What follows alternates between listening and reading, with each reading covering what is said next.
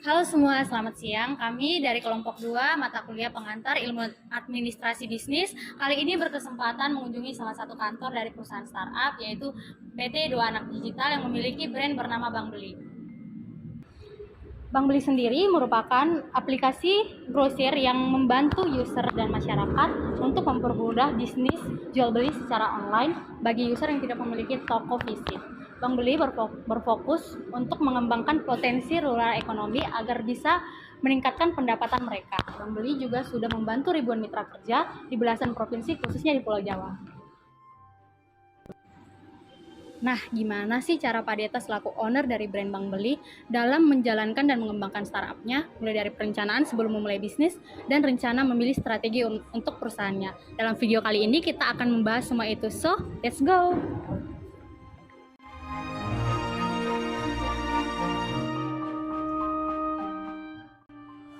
Oke semuanya, jadi sebelum kalian tahu nih lebih dalam tentang perencanaan dari PT Dua Anak Digital, saya akan menjelaskan tentang sebenarnya visi misi dan tujuan dari perusahaan ini apa sih.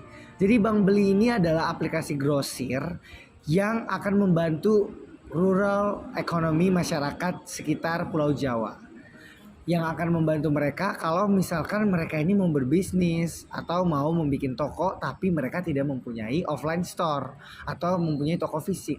Jadi Bank Beli hadir sebagai alat bantu dan platform untuk mengayomi masyarakat yang ingin menambah pendapatannya. Jadi visi misi dari perusahaan ini sendiri adalah yang memang akan membantu orang-orang dan memberikan solusi bagi masyarakat yang ingin menambah jumlah pendapatannya mereka dengan cara berbisnis sendiri. Dan sistemnya ini group buying guys, atau grosir. Jadi mereka ini bisa beli dari supplier dengan banyak tapi dengan harga yang lebih murah. Contoh saja kalau misalkan kita beli di online store atau di toko supermarket lain, harga satu produk misalkan 10.000. Kalau beli dari supplier dari Bank Beli di sini, grup buying di sini bisa satu produk itu 7.000 atau 6.000. Nah, berarti mereka bisa ngambil untung 3.000 atau 2.000 tergantung mereka ngambil untungnya berapa nih. Nah, orang-orang yang memanfaatkan aplikasi ini disebut user atau penggunanya. Itu saja sih guys. Kita akan lanjut ke pembahasan yang kedua.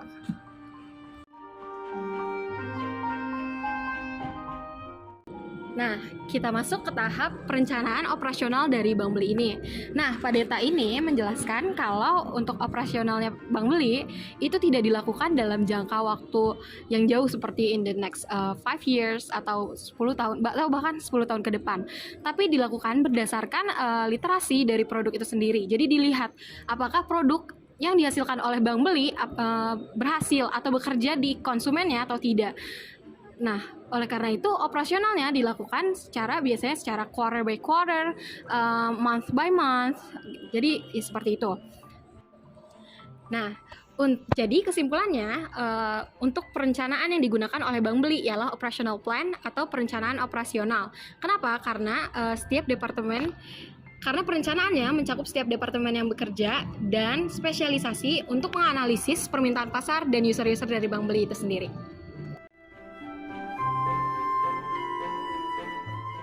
Oke, selanjutnya adalah perencanaan riset pasar daripada brand Bank Beli. Nah, di sini PT Dua Anak Digital menggunakan 3 analisis mulai dari TAM, SAM, dan SOM. Pertama adalah TAM, Total Addressable Market. Nah, ini diacu pada seberapa besar permintaan pasar dipertimbangkan dengan peluang pendapatan yang diperoleh dari produk yang ditawarkan. Nah, produk yang ditawarkan adalah aplikasi grosir jual beli. Yang kedua adalah SAM, Segmented Addressable Market, ataupun segmen pasar yang akan menjadi target produk. Nah, di sini PT Dua Anak Digital memulai SAM di Pulau Jawa, di mana dengan melihat seberapa besar sih spending money yang dilakukan masyarakat dan digunakan untuk apa saja.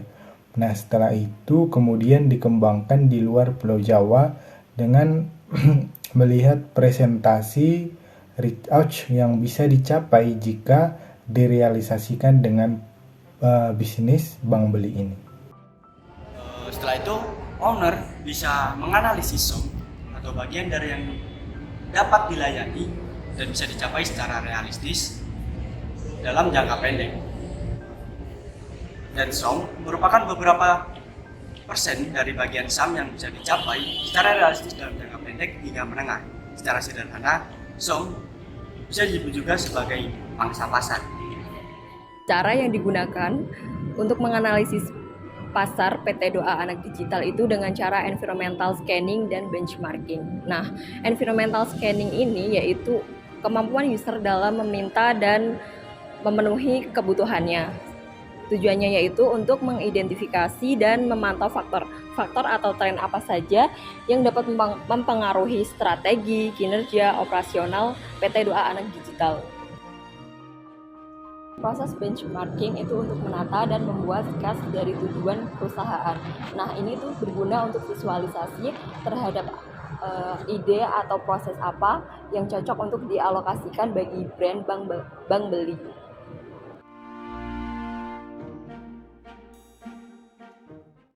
Oke teman-teman semua, saya akan menjelaskan bagaimana sih Pak Deta sebagai business owner dari Bank Beli itu melakukan tujuannya.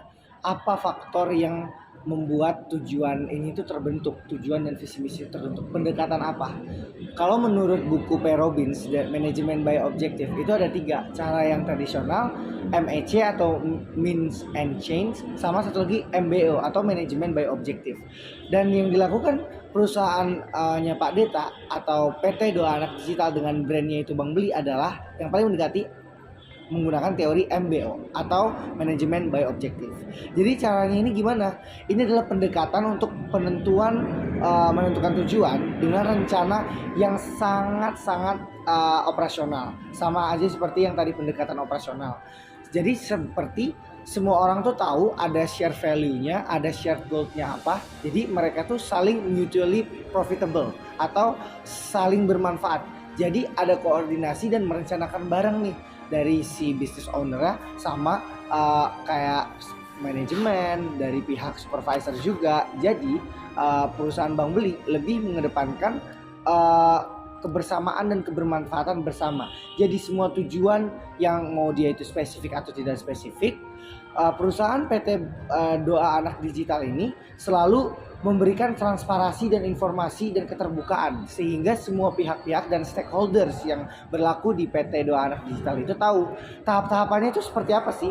Yang pertama itu PT Doa Anak Digital akan menetapkan tujuan dulu kan, kayak tujuannya itu juga harus smart, specific, measurable, attainable, terus R-nya itu relevan, dan yang T-nya itu time dan memiliki batas waktu tertentu. Contoh misalnya peningkatan user selama sebulan itu harus 10%, contohnya seperti itu. Lalu setelah tahap yang pertama tadi ada pembuatan rencana atau tindakannya ini apa nih. Jadi semua karyawan dan manajemen dan pihak-pihak stakeholder itu berkolaborasi, tapi harus stakeholders yang internal ya, karena kalau yang eksternal itu tidak di luar kapasitas mereka.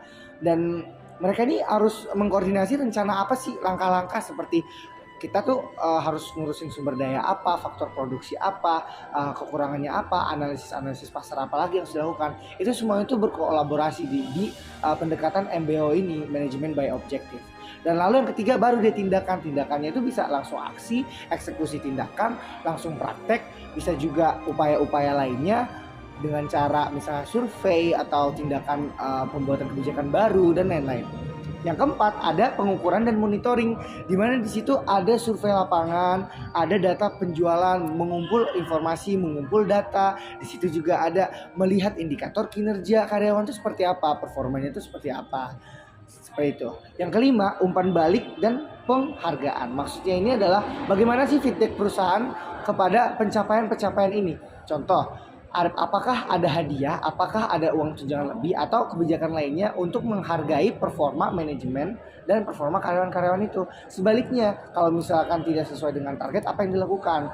Kalau yang dilihat dari PT Bank Beli mempunyai core value, lihat data, jangan baper. Maksudnya adalah ketika ada produk yang di launching atau sebuah keputusan yang di launching dan itu gagal, ya sudah, karena emang tidak worth dan itu tidak worth it lagi digunakan, ya udah jangan terus-terus dilakukan gitu.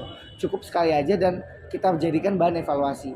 Nah yang terakhir baru deh tahap evaluasi atau hasil dan pembelajaran kita tuh apa. Kita lihat penilaiannya tuh seperti apa yang harus dicermati di sana. Jadi sang manajer dan semua stakeholder dan karyawan melihat nih tujuan ini tuh tercapai atau enggak, apa yang bisa kita improve, apakah ini layak, terus kita analisis juga nih penyebabnya kita bisa sukses atau reach target itu apa. Biasanya yang sukses itu kan cuma sampai reach target, tapi kalau tiba-tiba targetnya itu melebihi target, itu kan sebuah kesuksesan kan. Apalagi kalau targetnya itu bersifat kuantitatif atau pakai number gitu misalkan. Itu saja sih guys, terima kasih. Berikutnya adalah perencanaan untuk mengantisipasi faktor kontingensi PT Do Anak Digital, yaitu dengan melakukan analisis SWOT terhadap produk yang akan di-launching oleh PT Do Anak Digital. Karena PT Do Anak Digital tidak dapat memprediksi bagaimana era modern ini berdampak terhadap masyarakat. Jadi, bisnis plan dan model PT Do Anak Digital dapat berubah-ubah. Karena itu, jika ada produk yang tidak memberikan benefit terhadap user, ya produknya diganti saja, hanya buang-buang waktu jika ingin mempertahankan produk tersebut. Kontingensi berubah sebagaimana user dan market berubah. PT Do Anak Digital akan memberikan apapun yang user inginkan, tetapi jika user tidak menginginkan produk atau metode tersebut, PT Do Anak Digital akan terbuka dengan bertanya apa yang diinginkan dan apa revisi yang diperlukan. Karena PT Do Anak Digital telah menganggap user sebagai partner untuk mengupgrade layanan dan produk Bank Beli itu sendiri.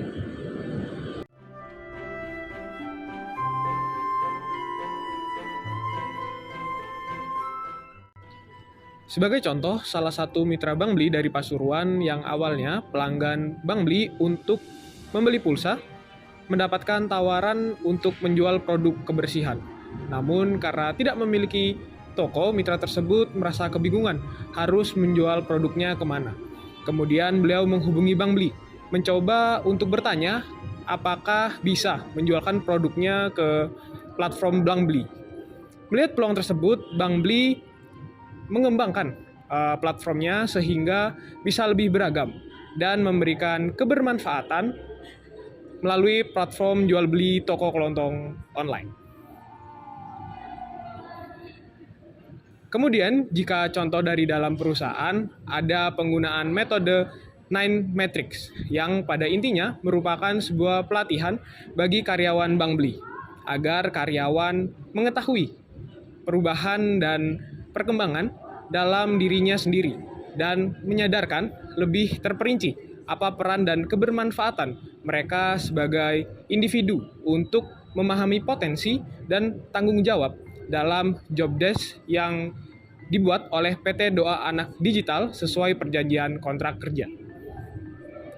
Sehingga dapat disimpulkan bahwa Bank Beli adalah perusahaan yang merencanakan segala bentuk strategi, mencari keputusan hingga tujuan dengan fleksibilitas yang tinggi, yaitu dengan pendekatan operasional yang short term dengan direct plans dan juga rencana tetap atau standing plans. Dikarenakan rencananya akan disesuaikan dengan kontingensi tertentu dan mengedepankan perubahan literasi pada lingkungan dan permintaan dari user-user Bank Beli.